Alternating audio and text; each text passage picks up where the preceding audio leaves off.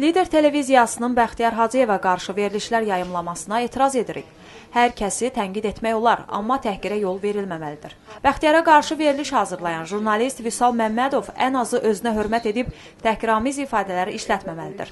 Bu sözləri Ratinin mətbuat mərkəzində keçirilən mətbuat konfransında Bəxtiyar Hacıyevin anası Solidə Mövlayeva deyib.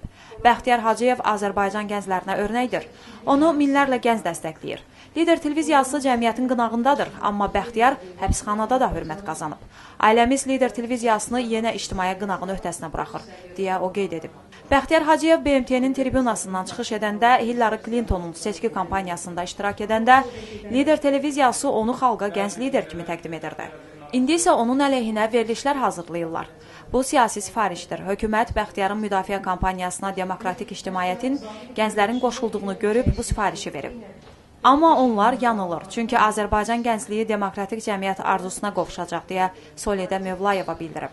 Bəxtiyar Hacıyevin ailə üzvləri, qohumları və dostları onun apardığı mübarizəni dəstəkləyir. Ailəmiz Bəxtiyarın demokratiya uğrunda mübarizəsini dəstəklədiyinə görə Azərbaycan ictimaiyyətinə, beynəlxalq ictimaiyyətə, hüquq müdafiə təşkilatlarına, diplomatik nümayəndəliklərə və jurnalistlərə minnətdarlıq edir, deyə Bəxtiyar Hacıyevin qardaşı Vüqar Hacıyev qeyd edib. Hazırda Bəxtiyar Hacıyevə dəstək kampaniyası davam edir. Müdafiə təşkilatı qapı-qapı məktub kampaniyasına başlayıb.